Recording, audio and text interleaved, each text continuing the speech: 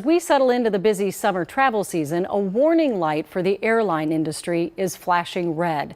A flood of pilots are set to retire. More than half of pilots working today will reach the mandatory retirement age of 65 in the next 15 years, according to the Regional Airline Association. Not only will that put a strain on the industry, it will limit flights and make it more expensive to fly. Danny Spiewak shares what's being done to fight the pilot shortage.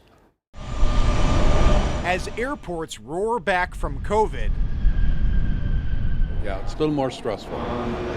Passengers like Richard Goodwill are confronting a new travel headache, a pilot shortage. I know a couple of pilots, and they have said every airline is looking for pilots. Southwest and American say they have dozens of planes grounded this summer because they don't have anyone to fly them. The consulting firm Oliver Wyman says North America is 8,000 pilots short right now, and that the shortage could grow to 30,000 over the next decade, partly due to an onslaught of retirements. What it means is, the potential for higher fares, the potential for, lower levels of service. Jeff Murray is a current airline pilot and partner at Oliver Wyman.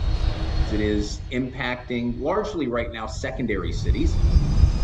For example, Delta ended regional service this month between MSP and La Crosse, partly because of a lack of pilots. We still see a number of destinations that aren't being served that were prior to the pandemic, and those were regional jet markets that haven't returned, and I think a lot of that is due to the pilot shortage. To tackle the pilot shortage, a U.S. House committee voted last week to raise the pilot retirement age from 65 to 67.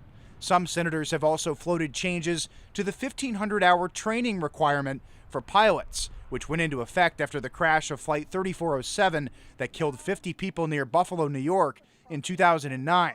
Democrat Tammy Duckworth of Illinois blasted her colleagues for the suggestion. A vote to reduce a 1,500-hour rule for pilot training will mean blood on your hands when an inevitable accident occurs as a result of an inadequately trained flight crew. The Regional Airline Association, which represents some smaller carriers throughout the country, supports changes to the 1,500-hour requirement. They say there are other components to training besides just the amount of hours. Meanwhile, the national union that represents pilots has come out strongly against any changes to both that requirement for training or the pilot retirement age.